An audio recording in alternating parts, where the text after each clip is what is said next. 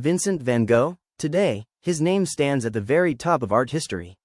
His paintings sell for hundreds of millions of dollars. His works hang in the greatest museums in the world. But during his lifetime, he was poor. He was lonely, and most people considered him a failure. Throughout his life, he created more than 2,100 artworks. Over 860 of them were oil paintings. Yet he sold only one painting while he was alive. This is the story of a genius who was understood too late.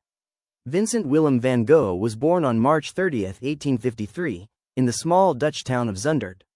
His father, Theodorus van Gogh, was a Protestant pastor. His mother, Anna Cornelia, was disciplined and had a deep appreciation for art and nature.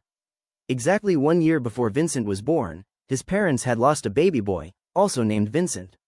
As a result, young Vincent grew up knowing that a gravestone already carried his name.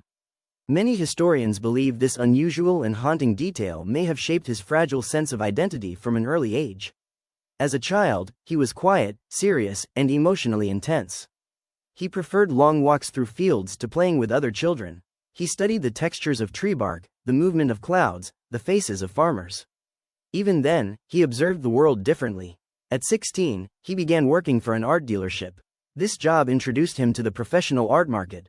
He worked in The Hague, London, and later Paris. He learned how paintings were valued, sold, and collected. But Vincent did not have a businessman's heart. He cared more about meaning than money. While in London, he fell deeply in love with a woman who rejected him. The rejection devastated him. He became withdrawn and increasingly introspective. Soon after, he turned toward religion. He decided to follow in his father's footsteps and become a preacher. He was sent to the Borinage mining region in Belgium to minister to coal miners. There, he lived among the workers in extreme poverty. He gave away his clothes and belongings to those in need. He slept on the floor and shared their hardships. Church authorities eventually considered his behavior excessive and inappropriate. He was dismissed from his position. This was one of the first major collapses in his life. At 27 years old, after failing in love, business, and religion, Vincent made a radical decision. He would become an artist. He had no formal academic training. He taught himself how to draw. He studied anatomy. He copied engravings and practiced constantly. He failed repeatedly, but he kept going.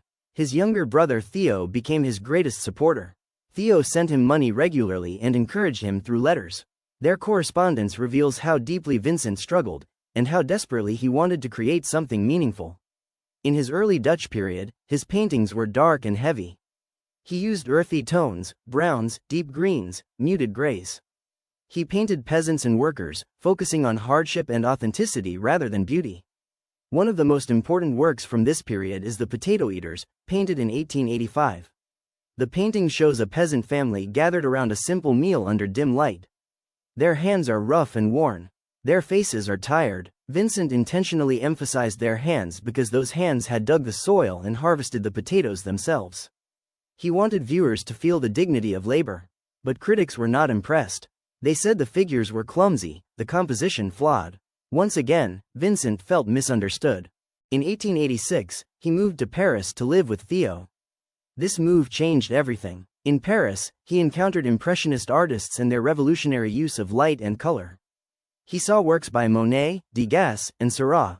He also became fascinated by Japanese woodblock prints, which influenced his composition and bold outlines. His palette transformed. The dark browns disappeared. Bright yellows, intense blues, and vibrant contrasts replaced them. But Paris overwhelmed him. The noise, the crowded streets, the constant stimulation. It strained his already fragile mental state. So in 1888, he moved to Arles in the south of France, searching for light and peace. In Arles, he experienced an explosion of creativity. In just over a year, he produced more than 200 artworks. The sunlight of the south deeply influenced him. Yellow became symbolic of warmth, hope, and life. During this time, he painted his famous Sunflowers series. These works were meant to decorate a room for fellow artist Paul Gauguin, whom Vincent had invited to join him in Arles. He dreamed of creating an artists' community, a place where painters could live and work together. Gauguin eventually arrived. At first, their collaboration was exciting. They painted side by side, exchanged ideas, and challenged each other. But their personalities clashed. Gauguin was analytical and controlled.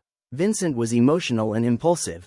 In December 1888, after a heated argument, Vincent suffered a severe psychological breakdown. In a state of crisis, he cut off part of his own ear. The exact details remain debated, but the incident became one of the most infamous moments in art history. He was hospitalized, and his mental health was now a serious concern. In 1889, Vincent voluntarily admitted himself to an asylum in Saint-Rémy-de-Provence. Even there, he continued to paint. From his room, he observed the surrounding landscape and created one of the most iconic paintings in history, the Starry Night.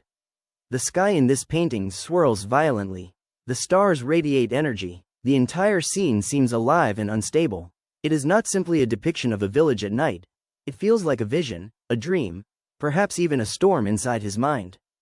After leaving the asylum in 1890, Vincent moved to Auvers-sur-Oise under the care of Dr. Paul Gaucher. In just 70 days, he painted more than 70 works. His productivity was astonishing. One of his final paintings was Wheatfield with Crows. A dark sky looms over a golden field. Black birds fly across the canvas. A path cuts through the wheat but seems to lead nowhere. Many interpret this painting as a reflection of his despair. On July 27, 1890, Vincent walked into a wheat field and shot himself in the chest with a revolver.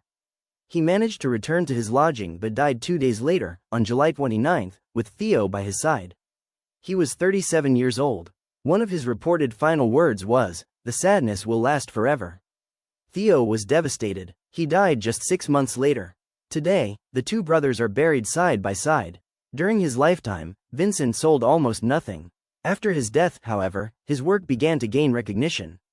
Exhibitions introduced audiences to the emotional power of his brushstrokes. He became a pioneer of expressionism and one of the foundational figures of modern art. Today, his paintings are among the most valuable and recognizable in the world. Yet the tragic truth remains: he never saw his own success. Vincent van Gogh's life reminds us that recognition does not always come immediately. That the world may misunderstand those who think differently. That pain, when transformed through art, can become something timeless. He turned loneliness into color. He turned suffering into light. He turned chaos into beauty. And perhaps that is why, more than a century later, we are still looking at his sky. To explore the dark and unknown side of art with us, subscribe and turn on notifications. The next painting might be hiding a completely different secret.